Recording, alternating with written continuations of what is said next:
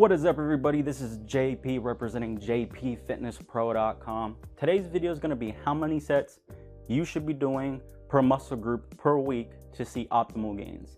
And before we can answer that question, we're going to have to tackle a few things. The first one being is, where are you now in regards to your training age?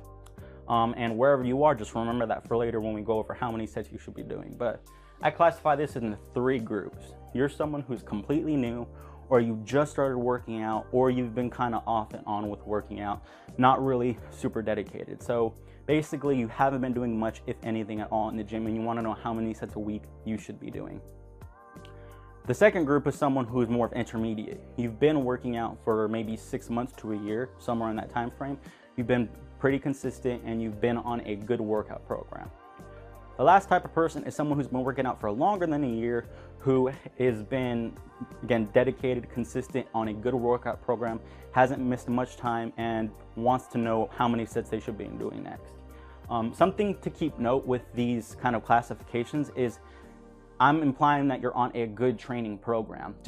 You could be working out longer than a year. You could have been working out for 3, 4, 5 years, but still be considered an intermediate or even a beginner if you're someone who hasn't been on a good workout program. So if you're someone who's been kind of just doing whatever in the gym, you don't know how much, it might even be a good idea to kind of just scale back and consider yourself a beginner so you could have a good progression. And that's where a good progression comes in. If you're just someone who goes to the gym and just picks exercises, then you might be they call it spinning the wheel, and you might have been lifting for a while, but your training age is still a beginner. So again, when I mean these time frames, I mean on a good program. You've been following a specific program. So whatever you classify yourself as, just remember that for the end of the video.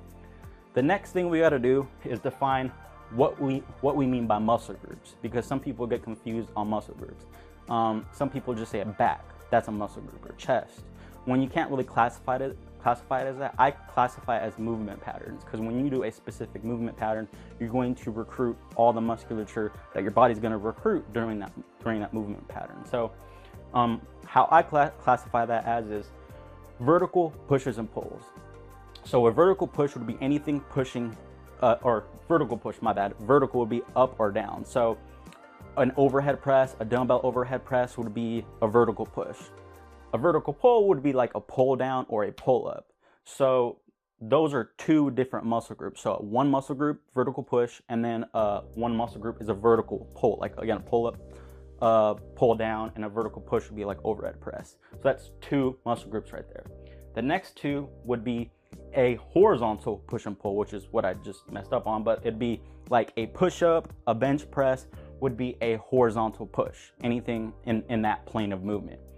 And then the next one, the fourth one, would be any horizontal pull. So anything rows, high rows, trap rows, anything like that, reverse flies, reverse cable flies, things like that. So those would be considered as horizontal pulls. So that would be 1, 2, 3, 4. And the last one would be legs. Legs you could consider its own altogether. So that would just be 5 then. So any leg exercise is just legs. Because a lot of leg musculature is recruited in every single leg exercise. So think about a squat. A squat is, and even though it might not be to a high degree, a squat is going to recruit the hamstrings as well, definitely the quads and definitely the glutes. Deadlifts, depending on your style, are going to recruit quads, hamstrings, and glutes. But because some leg exercises, like leg exercises, don't target quads and then target hamstrings, or some target quads and not hamstrings, what I would do if you want to get really detailed with it is just break up legs into 2 as well. So it would be 5 and 6. So what I do is leg exercises that are a squatty type movement. So squats, goblet squats, box squats are all more of your squatty type movement. So that will be 5. And then leg exercises that are more like hip dominant or like hip hingy, deadlifty kind of leg exercises. So deadlifts, glute bridges, Romanian deadlifts, things like that are all 1. So depending on how you want to classify it, you could go, this legs could be all 1, or you could do like the squatty deadlift, which would be 5 and then 6. I do it the second way because I like mine's more detailed. So there you have the muscle groups, the way that I classify them as. So when I say how many sets a week per muscle group, I mean for each one. So I'll explain what they apply to in a little bit, but 0 to 9 sets. If I say you need to do 0 to 9 sets, that means you need to do 0 to 9 sets a week for vertical pushes, so 9 sets a week. You need to do 9 sets a week for vertical pulls, so pull-ups, lat pull-downs. You need to do 9 sets a week each for horizontal pushes and pulls. And then you need to do the same thing for legs. So if you like classifying legs all in one, if that's what you prefer, just do 9 sets on legs a week. But I don't like doing it that way. To me, that doesn't seem like a lot of volume. I do 9 sets on squatty type movements and 9 sets on deadlifty type movements. Now, I don't actually do 9 sets. I was just using that as a number because you might be that. But let's go over the numbers now. So at the beginning, we talked about what to classify yourself as. If you classify yourself as someone who's a newbie, a beginner, you haven't been consistent, or you haven't been doing anything, 0 to 9 sets is where you need to start per muscle group. So like and 0 to 9 sets I know is a range.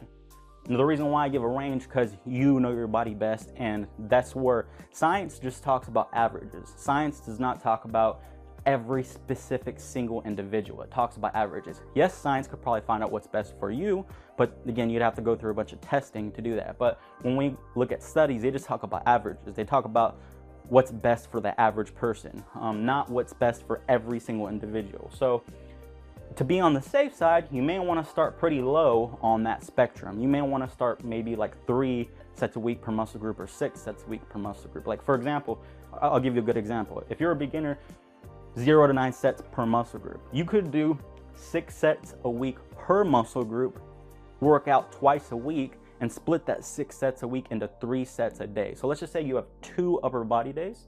You could do 3 sets on one day of a vertical push, a vertical pull, and a horizontal push, a horizontal pull, and then a squatty and a deadlifty type movement. So, or that would be legs obviously, but for upper body, let's just go over upper body. Like for example, you do 3 sets on bench press one day, 3 sets on pull-ups one day. That would just be one day. 3 sets on, or actually that would be for horizontal. I keep getting that confused.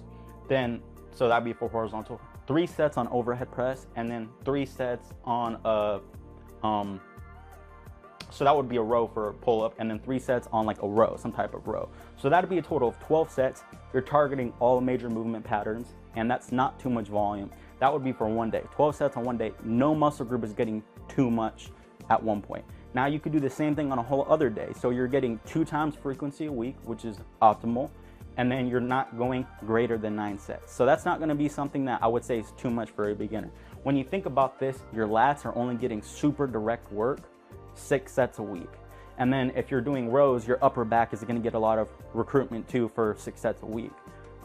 That's definitely not too much. So 0 to 9 sets for a beginner per muscle group. So if you're doing the squatty deadlifty type legs, like I said, splitting them up, that would be about 6 squatty sets a week, 3 on one day, 3 on another, and then 6 deadlifty type movements as well. One thing to note for legs too is calves. Those obviously are gonna get recruited a little bit. Like the gastrocnemius is gonna be recruited during like squats and deadlifts, but I would still count that as its own muscle group. So what I recommend if you want to do beginner, 6 sets a week on calves, 3 on one day, 3 on another day, that's perfect. Now, for someone who's more of an intermediate, what I recommend is around 10 sets a week per muscle group. 10 sets a week per muscle group has been shown to be the most optimal when it comes to making gains for hypertrophy or strength. That's just what the scientific literature has shown. Now, that's I say for intermediate because if you're a very experienced, you're going to be doing more than that. But for someone who's past the beginner stages and you want to see optimal gains, you're not new to the gym, you have plenty of experience, you've been working out longer than 6 months, and for very consistently on a good program, aim for about 10 sets a week around there, floating around. It doesn't have to be exact, it'd be like 9 to 12 a week per muscle group. So again, you should be doing for vertical, I'll get this right, for vertical, for like pull downs, for pull-ups, lat pull downs, movements like that, you should be doing around 10 sets a week. So floating around that number. Then you're gonna start making optimal gains for an intermediate lifter.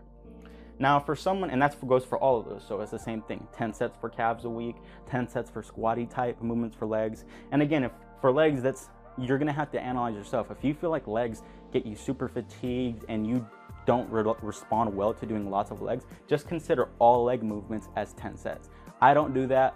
I know myself, I can handle a little bit more volume than like a normal person, just because I don't get too fatigued too easily. So I break them up, like I said. But again, if you don't want to do that, you don't have to. Because again, leg movements, they recruit, it's not like upper body. When you're doing pulley movements, you're not really recruiting a lot of pushing musculature, very minute. Like you do use some triceps on pull downs, but it's not a ton. Not like, you know, how you, like for example, a sumo deadlift is gonna do a lot of quads, but it's also gonna do, you know, obviously hamstrings and glutes as well. So now if you're someone who's been working out for a long time, a year or more, very consistently, and a year is kind of, you say, well, a year, that doesn't sound like that long for someone very experienced. I'm talking about if you're on, that's the bare minimum for someone I'll consider experienced. And that means you would have to be on a very, very good program, very good progression, missing, you know, taking your deloads when they're assigned, not missing anything, not going on vacations, nothing like that. That means you have to be very strict. But for someone very experienced, that's probably more likely 2, 3, 4, 5 years and even longer on a good program. So the 1 year would be a minimum. That's just a minimum. If I had to say an average, maybe 3 to 5 years for someone who's been working out for a while, you might need to do more than 10 sets. And I honestly would recommend that depending on the person. Again, that's just an average. You might not. 10 sets might be where you kind of cap out at, and you need to just make proper progressions with that many sets. But for your average person, eventually, in my opinion, you're gonna have to work past 10 sets. Now again, the scientific literature has shown that 10 sets is the most optimal, and that when you're doing more sets than that, there hasn't been shown on average for people to make more gains. But again, a lot of scientific literature doesn't really take very, very, very, very advanced athletes, because it's hard to find very, very, very advanced athletes because they're just not around. You know, a lot of studies they use people who are beginners or intermediates, who maybe work out but haven't been doing strict hypertrophy or strength training for a long time. So again, you might need to play with it, see how your body responds. Me, I think I'm definitely doing more than 10 sets a week per muscle group. And again, I've responded well. I'm hitting my own PRs. So again, that's just me. So it might be more than 10 sets, but again, it's not like you can go infinitely. So I would stick to these guidelines. They're gonna vary a little bit between person to person, but if you stick to these guidelines and kind of analyze how your body's reacting, you're definitely gonna find the right sets, the right amount of sets for you. A couple things to note too at the end is, you may think, okay, well, there's no arms in here. Arms get hit a lot during your vertical pushes, vertical pulls, horizontal pushes, horizontal pulls. So I don't recommend you follow this guideline for those. You should not be doing 10 sets on arms a week. They kind of fall into the muscle groups of vertical pushes, vertical pulls, horizontal pushes, horizontal pulls, because they get recruited a lot. But that doesn't mean I don't want you to do arms. If you're gonna do arms, I would do like maybe even half of these. You don't need to do that many sets on arms. Now, again, it's gonna vary from person to person. If your arms are lacking, you may wanna do a little bit more arms. If you feel like your arms aren't lacking, you may only need to do a couple sets a week. You know, you don't need to do them a ton. I see some people doing 15 sets on arms in a day, and I'm just like, that's way too much. Way too much. You don't need to do that much. It's not necessary. So, and again, but it does vary from person to person. But I don't see anyone that I've never met anyone that I think needed to do 15 sets on arms. So again, arms you can include, but don't do this many sets on arms because they're going to be getting hit already a lot during these compound movements. Now, the next thing that I need to talk about, or the last thing that I need to mention, is for strength training. These recommendations were for both strength training and hypertrophy. But if you're strength training, which means your rep ranges are going to be slightly lower on average, your intensities, like percentage of 1 rep max, are going to be slightly higher, and your RPEs are going to be slightly higher, I'd recommend you cut these back a little bit, just a little bit. So if I had to give you a ballpark for your beginning sets, you can go 0 to 6 or 0 to 7 for a beginner. So maybe 0 to 6 for strength training, you know, for a beginner. Beginner, you shouldn't even be going super heavy anyways. You know, you need to first learn technique and then you start increasing load. So a beginner strength trainer, someone completely new, might not even be training with super heavy weight. They may be training with, you know, 10 to 15 reps. So if you're training with 10 to 15 reps, you could stick to that. But if you're going a little bit heavier, maybe 0 to 6. For this though, for 10 sets, once you're in the intermediate, around 8 sets is fine. 8 sets per muscle group if you're generally going a little bit heavier and you're more of a strength training type person. If your goal is primarily strength, you can go a couple less. So just cut back on the numbers a little bit. you just need to understand is that with strength training, you're gonna get a little bit more fatigued on average than someone who's specifically hypertrophy training. I say a little bit because even if you're doing hypertrophy training, you should definitely have some strength training in your program. You should be lifting heavy at some point during your program. You should be doing a wide variety of rep ranges. Like me, if someone see my program, they'd say, wow, you have a good amount of heavy work in there. I do.